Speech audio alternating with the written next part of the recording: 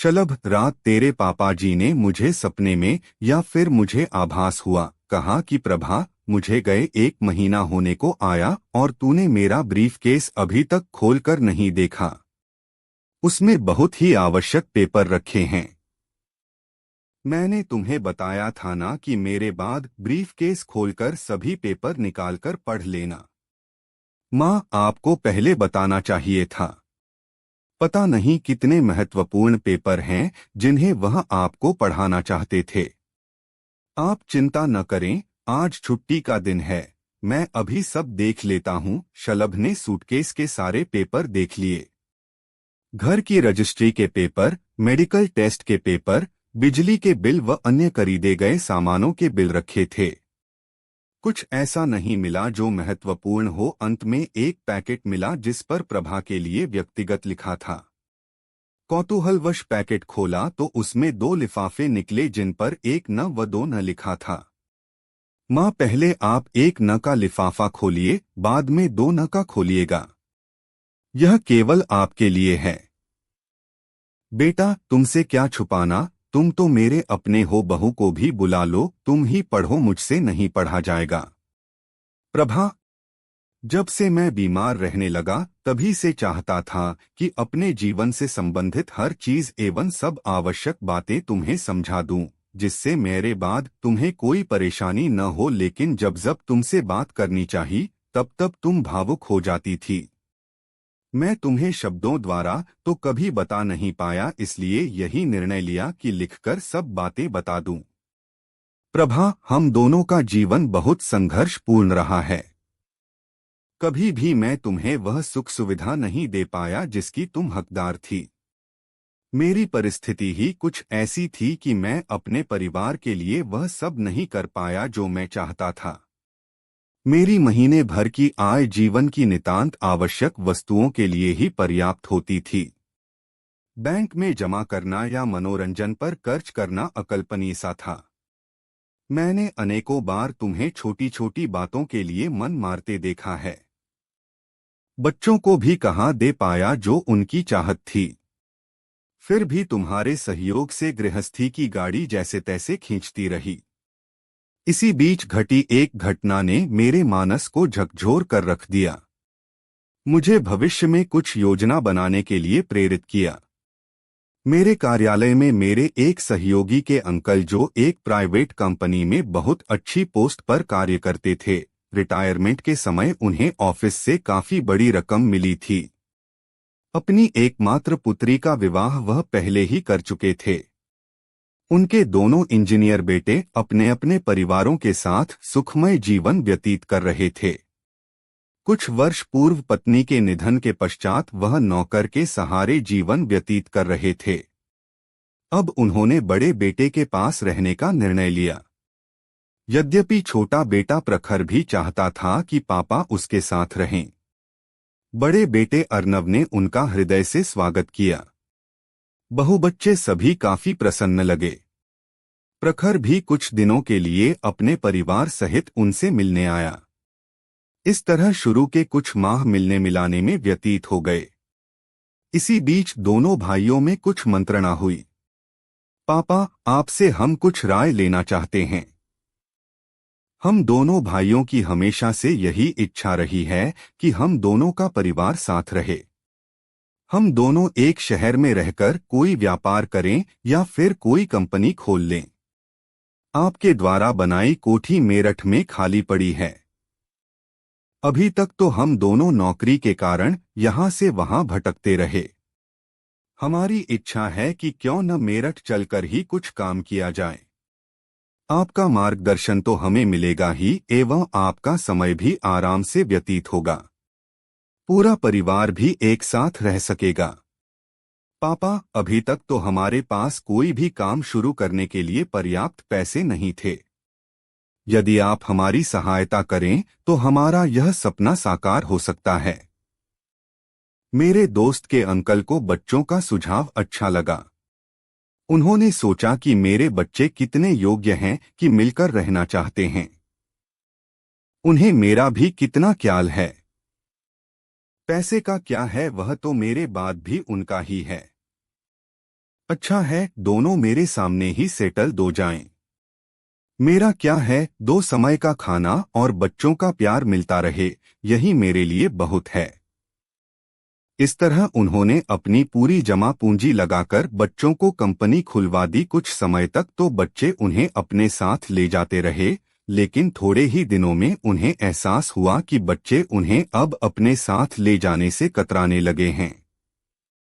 कुछ न कुछ बहाना बनाकर वो उन्हें घर पर ही छोड़ जाते।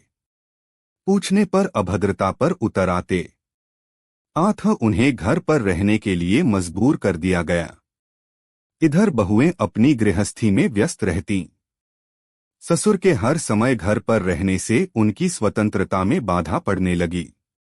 उन्होंने भी उनकी आवश्यकताओं को अनदेखा करना प्रारंभ कर दिया।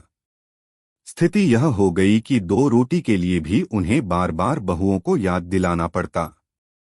वे खुद को अपमानित महसूस करने लगे। तनाव उन पर हावी हो गया। जब समस्या हद पार कर गई तो उन्होंने नींद की अधिक गोलियां खाकर अपने को समाप्त कर लिया। उनके पैसे से सबल बने पुत्रों पर किसी को शक नहीं हुआ। उनकी मृत्यु का रहस्य उनकी कोठी की दीवारों में दब कर रह गया। प्रभा, इस घटना ने मुझे व्याकुल कर दिया। कई रात मैं सो न सका।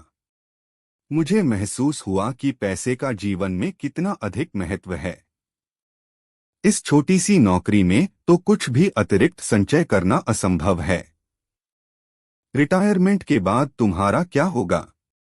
बच्चे समय के साथ अपनी अपनी गृहस्थी में रम जाएंगे। इस बीच मुझे कुछ हो गया तो तुम कैसे अपना समय काटोगी? यही चिंता मुझे सताए जा रही थी।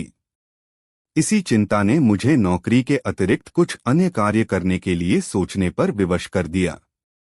क्या करूं, कैसे करूं? इसी उधेड़बुन में कई दिन निकल गए। एक मित्र ने सुझाव दिया, तुम पढ़े लिखे हो, क्यों नहीं बच्चों को ट्यूशन पढ़ाते? आठ उन्हीं के प्रयास से मैं एक सज्जन के यहाँ उनके जुड़वा बच्चों को पढ़ाने लगा। तुमसे कहता तो तुम कभी मुझे यह सब करने न देती। आठ काम की अधिकता का बहाना बनाकर मैं दफ्तर के बाद बच्चों को पढ़ाने जाने लगा। इस तरह मैंने तुमसे पहला और अंतिम भी झूठ बोला। ट्यूशन की आय को हर माह लेने की बजाय मैं साल में एक बार लेता। उस अच्छी खासी रकम से विकास पत्र खरीद लेता, जो 5 साल बाद दुगुने होकर मिलने लगे। हर वर्ष यह क्रम बन गया। इन पैसों को मैं बैंक में डालने लगा। बीच बीच में प्रमोशन हुए, बोनस भी मिले।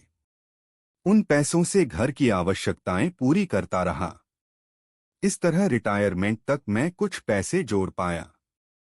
बच्चे मेधावी थे। उच्च शिक्षा प्राप्त कर अच्छी नौकरियों पर लग गए। रिटायरमेंट के बाद दफ्तर से जो पैसा मिला उसे बच्चों की शादियों पर लगा दिया। पेंशन से हम दोनों का खर्च आराम से चल जाता था। अब मन में शांति थी कि बुढ़ापे में किसी पर निर्भर नहीं रहना पड़ेगा। बच्चों के पास आते जाते समय आराम से व्यतीत हो रहा था। अचानक स्वास्थ्य खराब होने पर जब डॉक्टर को दिखाया तो उन्होंने मुझे डरा ही दिया। उनके अनुसार मुझे शुगर के साथ साथ दिल की बीमारी भी होने की प्रबल संभावना थी। ब्लड प्रेशर भी कंट्रोल में नहीं आ रहा था। डॉक्टर के अनुसार मुझे कभी भी कुछ भी हो सकता था। यह जानकर मैं चिंतित रहने लगा। उस समय मुझे न अपना ध्यान आया न ही बच्चों का, बस तुम्हारे लिए मन घबराने लगा। तुम तो घर गृहस्थी के कार्यों के अलावा कुछ भी नहीं जानती। पूरी तरह से मुझ पर निर्भर हो। आठ कुछ भी बहाना बनाकर मैंने शलभ के पास रहने का मन बना लिया। शलभ एवं नम्रता काफी समय से आग्रह कर रहे थे कि मम्मी पापा अब आप हमारे पास आकर रहिए। तुमने भी मेरे निर्णय को सहर्ष स्वीकार कर लिया। जल्द ही हम दोनों मेरठ का घर किराए पर चढ़ाकर शलभ के पास आ गए। मुझे शलभ एवं नम्रता पर पूरा विश्वास था कि मेरे बाद ये दोनों तुम्हें कुछ भी कष्ट नहीं होने देंगे। लेकिन इनकी भी गृहस्थी है, अपनी समस्याएं हैं, कर्ज हैं, पारिवारिक समस्याएं हैं। शलभ की भी सीमित आय है। मैं नहीं चाहता था कि हमारा अतिरिक्त आर्थिक बोझ इन पर पड़े। मैं अपनी पेंशन घर में खर्च करने लगा। तुम्हारे सामने तुम्हारी सहमति से ही मैं सब कर पाया। उन्होंने भी हमें कभी निराश नहीं किया। दोनों हर परेशानी में हमारे साथ खड़े दिखाई दिए। प्रभा, मेरे बाद तुम्हें भी पेंशन मिलेगी। तुम भी उसे घर पर खर्च करना। मैंने अपनी पूरी जमा पूंजी बैंक में फिक्स कर दी है। उसका ब्याज तुम्हारे अकाउंट में आता रहेगा। खूब खर्च करना।